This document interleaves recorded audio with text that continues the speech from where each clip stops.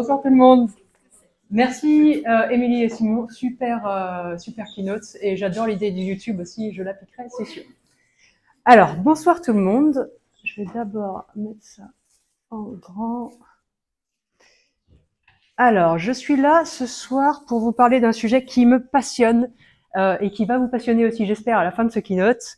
À quel point, en fait, la stratégie est importante dans le monde du design. On pense peut-être que le design, c'est que des visuels, comme Simon l'a mentionné, mais pas du tout. Je pense que les designers ont un rôle très grand à participer au succès de la compagnie pour laquelle ils travaillent. Alors, j'ai compris qu'il y avait plusieurs étudiants dans la salle, mais pour ceux qui travaillent dans une entreprise, est-ce que je peux voir des mains levées pour ceux qui pensent que leur boîte fait face à un succès aujourd'hui, mais va rester dans une situation de succès dans les 10 prochaines années? Alors là, je suis positivement étonnée. On va pouvoir parler après ce keynote. Alors, un premier point d'abord sur le contexte. La stratégie, tout le monde en parle, il y a beaucoup de définitions pour beaucoup de gens, mais une bonne stratégie est devenue plus importante que jamais. On sait qu'il y a plein de business models qui ont été disrupted. Alors ah oui, je reviens de 13 ans à Londres, ça fait quelques semaines que je suis en France, je m'excuse d'avance, le franc-anglais va faire partie de ce keynote. Donc, les compagnies doivent toujours s'adapter aux nouveaux besoins d'utilisateurs, aux nouveaux progrès technologiques, aux évolutions de marché, et ça depuis toujours. On sait très bien, on a vu des exemples de compagnies qui étaient géants sur le marché, qui se sont complètement écroulés, Nokia, Blockbuster et tout ça. Mais c'est un concept qui va en devenir de plus en plus important avec l'arrivée de l'intelligence artificielle. On a vu un très bon exemple dans leur domaine récemment avec DeepSeek. Je ne sais pas si vous en avez entendu parler, mais Nvidia a perdu à peu près 500 milliards de dollars en capitalisation boursière du jour au lendemain avec l'arrivée de DeepSeek, qui présentait une solution plus rapide et moins chère. Alors ça c'est une petite, j'allais dire quote, une petite citation qui fait plaisir. Pour traduire pour ceux qui comprennent pas forcément, on a vu l'arrivée de l'AI qui a fait perdre son job à l'AI avant que l'AI fasse perdre leur boulot aux développeurs. This is fine. Everything is okay. Alors, la stratégie, d'abord, je l'ai mentionné, c'est un nom qui veut dire beaucoup de choses à beaucoup de gens. On va commencer par le plus facile, ce que ça n'est pas. Ça n'est pas des objectifs et des métriques. Ça, tout simplement, c'est le pourquoi et le comment. Ça n'est pas non plus une roadmap ou un plan. Ça, je pense que c'est l'erreur la plus commune. La stratégie est souvent traduite comme étant un plan. Un plan, c'est une liste d'activités, c'est pas une stratégie cohérente. Et une stratégie, ce n'est pas non plus des nouvelles fonctionnalités ou des nouveaux produits. Ça, c'est juste une des nombreuses méthodes qui permettent d'agir sur une stratégie, mais pas la stratégie en elle-même. Mais alors, qu'est-ce qu'une bonne stratégie? Alors, une bonne stratégie, c'est un choix. C'est la manière la plus simple que je peux résumer ce truc. C'est il faut faire un choix d'abord sur quels utilisateurs vous allez targeter, quel marché vous allez targeter.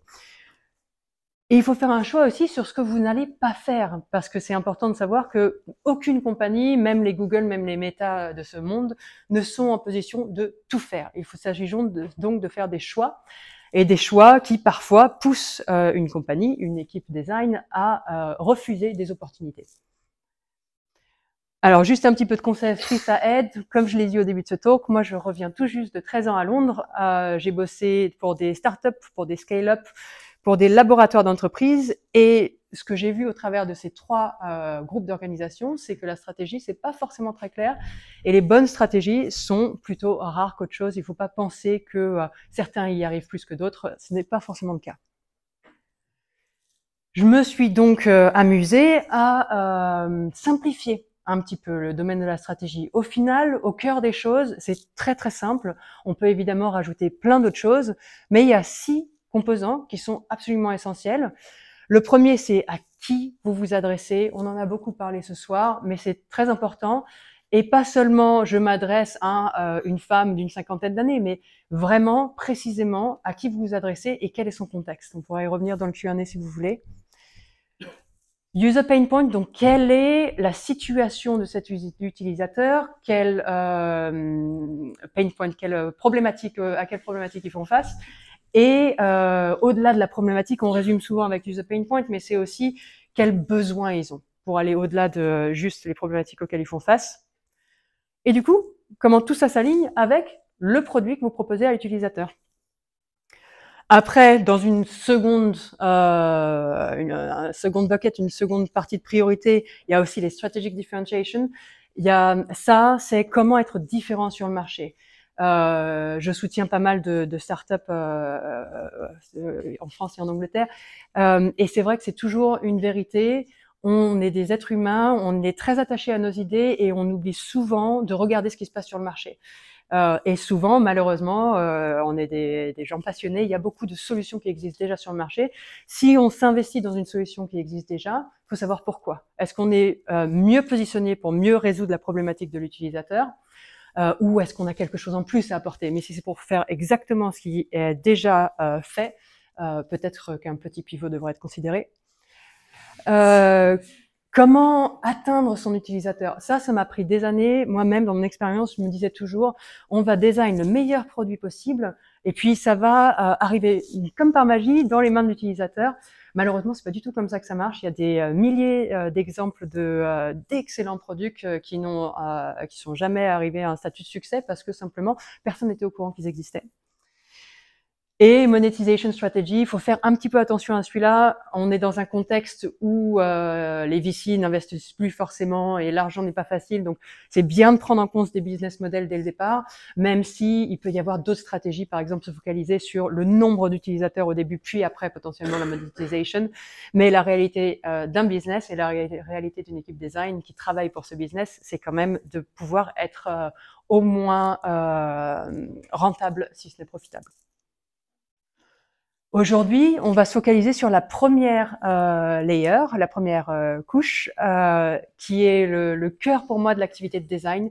Je pense que les designers ont vraiment un rôle à jouer dans la traduction des besoins utilisateurs aux équipes produits, sachant que ma définition de produit, ce n'est pas le product manager, c'est l'équipe cross-functional avec le PM, le designer, le UX researcher, les ingénieurs et tout ça.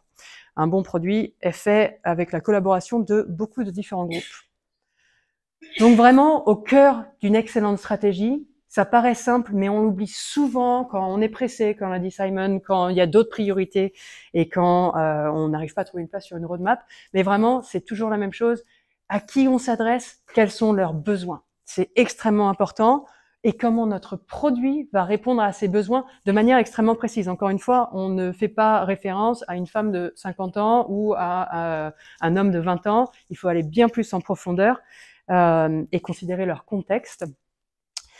Et il faut s'assurer avant d'investir toute une équipe d'ingénieurs, de faire des plans sur quelques mois, quelques années. Il faut s'assurer qu'il y ait un clear, une cohérence parfaite entre la situation de l'utilisateur et ses besoins et le produit que vous voulez leur offrir.